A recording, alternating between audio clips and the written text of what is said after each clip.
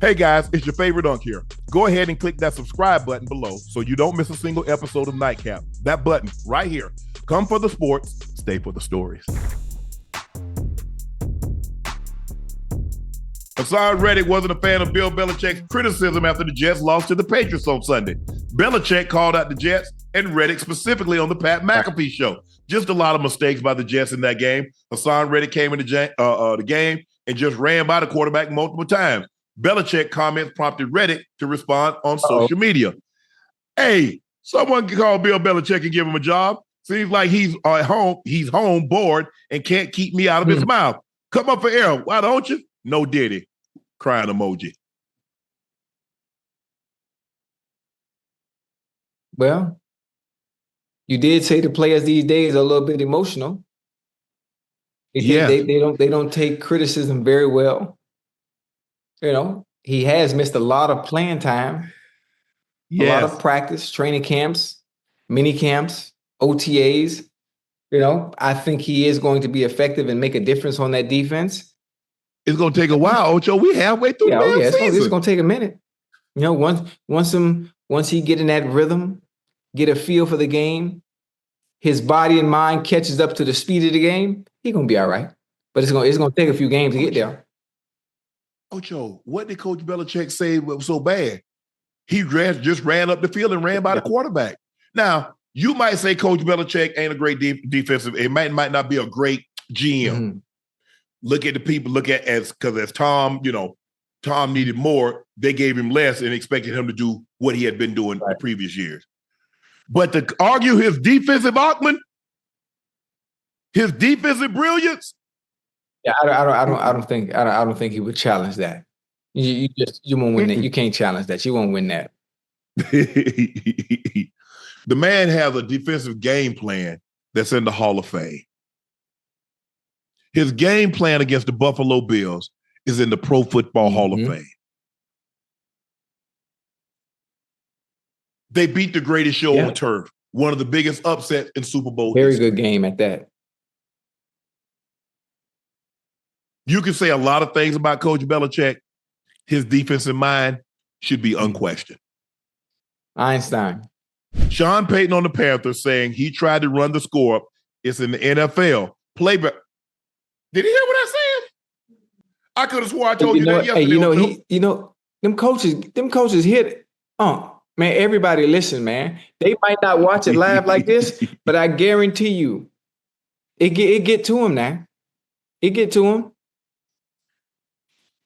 Sean Payton on the Panthers saying he tried to run the score up. It's the NFL. Play better. With the Broncos ahead by 21 points in the fourth quarter against the Panthers, Payton called a fake field goal and had the wide receiver, Cortland Sutton, throw a pass to the fullback, Michael Burton, to convert a fourth down.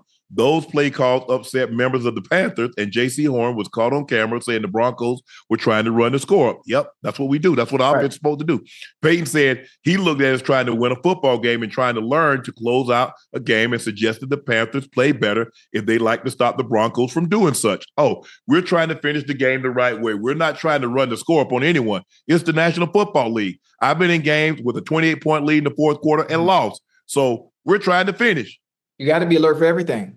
You got to play football. It's a football game. You don't stop playing and don't stop being alert for any and everything until the goddamn clock hit zero in the fourth quarter. I'm coaching a game, not the scoreboard. And I think I brought it up to you before about coaches having a pact. There's a certain pact that I thought they had, but there's a certain amount of respect where you don't run the score up. And I mentioned that. You was like, hell no. But I remember sometimes where a coach ran the score up or threw a pass or scored a touchdown when they should have took a knee. And instead of shaking hands, they got to arguing at midfield after the game. I said, well, maybe there is a certain pact that coaches live by, and it's a sign of respect not to run the score up. That ain't it. We running it up. Look, I'm running my offense. Right. I'm not just finna, with 10 minutes to go in the game and we're up 21, we're up 28 points. I'm not just finna run the ball into the line of scrimmage. Three straight downs. I'm going to call my offense. You call your defense. I want to know this. How did we get this 21-point lead? Were we running the score up then? Because we started at 0-0. What's your responsibility and to keep me from running up the team? Hey, JC, were you on that defense that helped them let them get that 21-point lead? A young bull, nice with it too. I hate the fact, no disrespect, I hate the fact that he's on the Panthers. Because if he was on any other team, I think you would be able to see how good J.C. Horn really is. I don't like the fact that he's over there. He's so technical. Ocho, everybody can't be on great teams. I know what you mean, dog. He's so in man to man. He's so technically sound, dog. So fucking smooth and transition and hit. But that's beside the point. But hey, Panthers is just right now just bad all around, And I know Dave Tepper. I know he got a short. Everybody he got a short leash with everybody, boy. He got a short leash with everybody. Yeah. Hey. That's not my job to keep the score down. That's your coach's job to keep the score down. My job is to run it up. Your job is to keep it down. So you want me to coach your team and mine? Hell, I need double pay. After an overwhelming social media reaction to Sunday's unveiling of the statue of D. Wade's outside, what is it, Kasaya Center, the artists behind the statue are standing behind their work. I couldn't do better than that. I don't think anybody else can do better than that. I could with a 10-gallon bucket of water and some clay and some mud. Hey, I have a question. People in the chat, Unc, I know you've seen it. People in the chat, have you seen Ed Reed's Hall of Fame bus? Yeah. Do you see how identical your bus looks to you? Identical. Yeah, Ed Reed's bus looks to him. I'm not sure who does the bus for Ken in the Hall of Fame. They have two guys, but I think a guy named Blair Buswell. Look it up, Blair Buswell. Well, he's out of I think he's out of Ogden, Utah. Maybe he lived, but he did mine. I think he did Ed Reed's also. And listen, I don't know. That is who, I'm not sure who was in charge of getting D Wade's bus done. And then for the guy who did D Wade's bus to come out and say what he said, that a better job couldn't have been done what he did, when the entirety of the world is telling you it looks nothing like the individual. And you know it doesn't, unless it's something. Man, Ocho, they say D Wade's statue look like Garrett Morris. Hey, another thing? This is also on D Wade too, because on Twitter today, I saw pictures of him looking at the process of it being made. So that means he not only saw it wasn't being done right, he approved it. So but you know what, Ocho, but you know that moment, you don't want to make the guy feel bad. You don't want to make him feel bad. And plus, you're not paying for it. But come on, Now, if somebody's doing, let's just say for the sake of argument, someone is doing a portrait of you and Rail. You paying for it out of your pocket. You're like, how you gonna give me a goatee? I ain't got no goatee. Why you got Rail with a Halle Berry cut? You know what I'm saying? I mean, it's like, I'm looking at the picture. Now, man, I'm looking at it, and I saw what you saw because the same thing happened.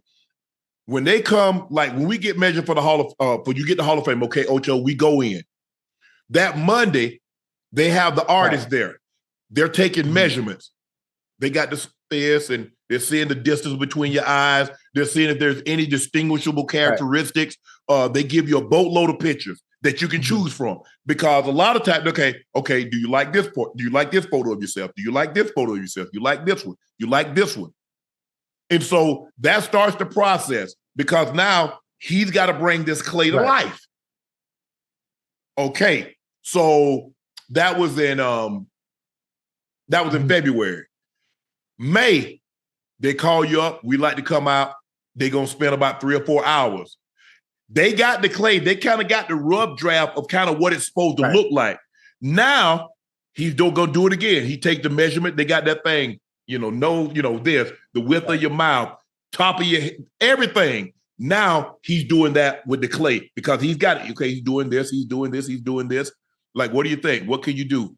I'm like, what about my, I think it's on this side. I think it's on this side. I got a scar up under my eye. I was like, the scar. Okay. I'm glad you brought that up. Put a little scar there. I said, what about the part? Oh, got that. So I'm telling him, as I'm looking at the photos that I selected, that I wanted to be, because a lot of the photos, they try to get the photo, Ocho, in the way that most of your photos are. Because you got one photo, you got a pose that you have more than any of your other photos. So that's the one they try to go with. But at the end of the day, you can select whatever you like. Clearly, Ed went with the Frederick Douglass look. Yeah. So, and it's spot on. It is spot on. Yes.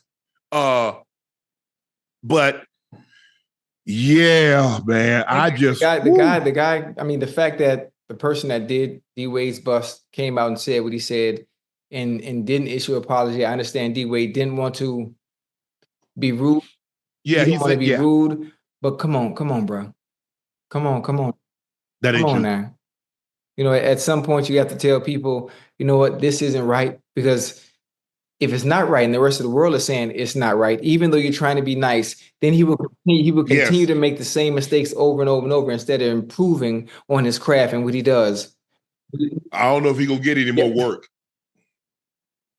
If you, Ocho, the shade tree mechanic don't get no work if he mess up somebody's car. That's the whole why. Even though he cheat, if your car still won't crank after you take it to him, why am I going to refer you to somebody else?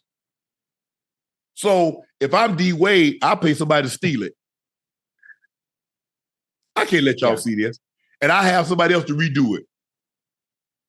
He'd have came out better, Ocho, do it like, you know how you go to the basketball game, they have the body, and then they let the little kids put the head in the middle. Yeah. That came out better doing that. That don't look, like I said, I mean, D Wade is, I think everybody, we are in agreement that D Wade is very deserving. But that doesn't look like him. Not only is he very deserving, if you're going to give someone a statue, represent them in front of anywhere, it has to be on point. It has to be right. Yes. If you take the jersey off, or you take the jersey off the statue, nobody would be able to tell you what he play that was.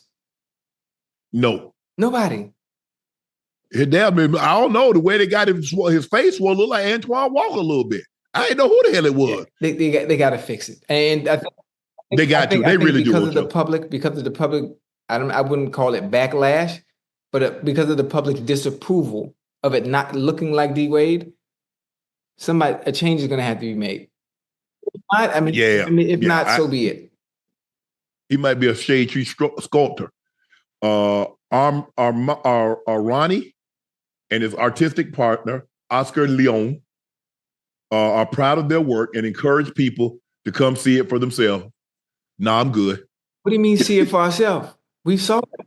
It's everywhere. It's on Instagram. It's on TikTok. It's on Twitter. Yeah, I'm good. I saw it. I'm gonna take your word. It's on Bookface. It's on everything.